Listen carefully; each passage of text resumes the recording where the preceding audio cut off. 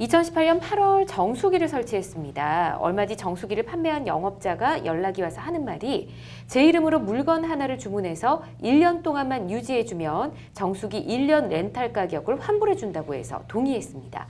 돈도 안 나가고 그냥 주문만 제 이름으로 넣는 거였는데요. 그런데 알고 보니 매달 제 통장에서 8만 원씩 빠져나가고 있었고 제 이름으로 렌탈된 제품은 무려 3개나 됐으며 약정도 3년으로 돼 있더라고요.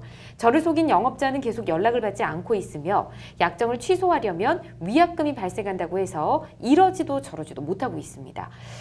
렌탈을 해지하고 빠져나간 돈도 돌려받을 방법 없을까요? 이렇게 보내주셨는데요. 어찌 이런 일이 있을 수 있습니까? 이거 완전 상담자분을 속인 거잖아요. 그렇죠. 어떤 죄목으로 좀 고소를 하면 될까요?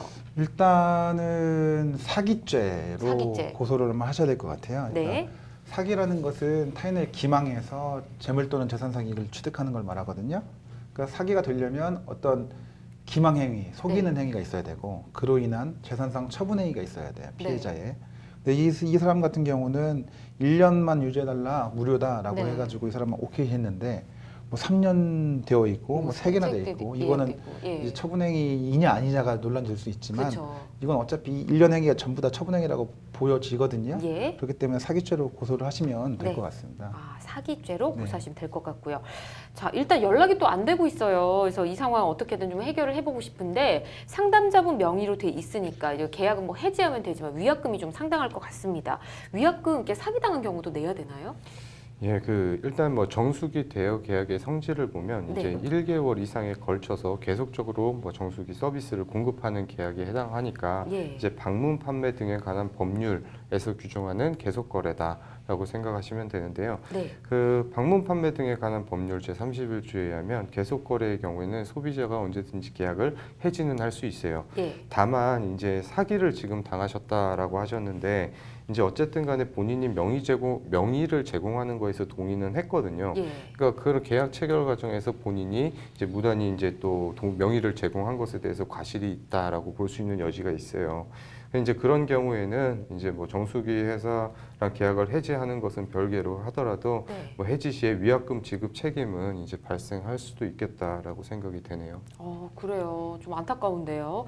자, 그러면 이 영업자 찾을 방법은 없을까요? 찾아서 이제 손해배상을 청구하면 되지 않을까 싶은데요. 네, 맞습니다. 이게 일단 사기죄가 성립한다는 얘기는 민법상 불법행위에 해당하거든요. 그렇기 때문에 민법에 따라서 750조에 따라서 손해배상 청구가 가능할 것 같아요. 근데 인적사항을 아마 알고 있을지는 모르겠지만 연락이 안 된다는 거 보면 연락처는 알고 있는 거거든요. 연락처. 근데 일단 연락이 안 되니까 문제잖아요. 수사기관에 고소를 하시면 우리나라 경찰 아주 잘 찾습니다. 그렇군요. 연락처만 있으면 통신조회 해가지고 다 알아내거든요. 그렇게 해서 인적사항 확인하시면 될 것 같습니다. 고소를 하게 되면 찾게 되면 연락이 올 수도 있고요. 그 실명 확인할 수 있는 방법은 형사 고소를 하시면 얼마든지 찾을 수 있다. 찾을 수 있을 겁니다. 찾아서 손해배상을 요구하면 된다 이런 말씀이신 거죠? 네, 맞습니다. 알겠습니다. 본인 확인도 하지 않고 이 약정 계약 등을 체결한 업체한테도 좀 책임을 묻고 싶습니다. 업체한테는 물을 수 없을까요, 최 변호사님? 예, 그 정수기 계약 같은 경우에는 통상 이제 영업 대리점 등을 통해서 계약이 이루어지고 있고 또 명의가 제공돼서 계약이 체결되는 경우가 많은 반면에 이제 직접 본인을 확인하고 계약을 체결하도록 뭐 의무를 부여하거나 그러지는 않거든요. 따라서 이제 모든 계약이 본인 확인을 거치지 않고 이루어지는 경우가 많다 보니까 현실적으로 문제가 발생하는 경우가 많은데 지금 사안에서는 이제 뭐 그렇기 때문에 지금 뭐 무조건 이제 업체 측에다가 뭐 책임을 물을 수 있다라고 생각하기는 좀 어려울 수 있겠습니다만은 이제 영업사원, 그 사기를 친 영업사원 같은 경우에 그 영업사원에게 의심할 수 있는 사정이 충분히 있었다. 뭐 회사 측에서도 조금만 더 주의를 기울였다고 하면 그 영업사원이 그런 행동을 하고 있다는 걸 알 수 있었다라고 한다면 그건 이제 뭐 과실로 평가가 될 수 있고 그렇다고 한다면 손해배상 책임도 물을 수 있는 여지는 있겠다라고 생각이 듭니다. 그렇군요. 이 부분도 좀 따져보셨으면 좋겠네요. 자, 그렇다면 8만 원씩 지금 통장에서 매달 빠져나가고 있었거든요. 이 돈 돌려받을 방법도 있을까요?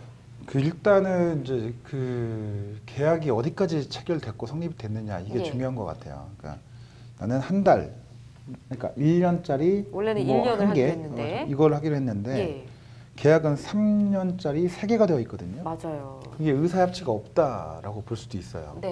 우리가 청약은 1년인데 계약은 3년을 이렇게 불성립이 됐거든요. 네.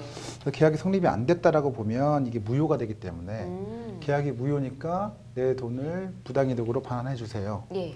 이렇게 청구할 수 있는 방법도 있을 것 같고 예. 또 하나는 이제 모르겠습니다. 이게 지금 그 직원이잖아요. 네.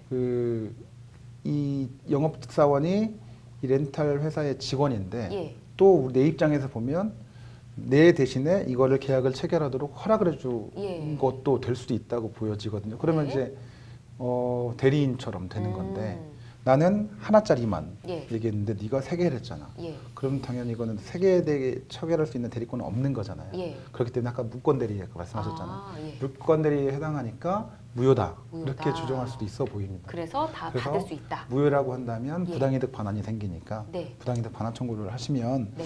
될 수도 있어 보입니다. 이 사안은. 아, 그렇군요. 우선은 이렇게 좀 해결을 해보시는 게 어떨까 싶습니다.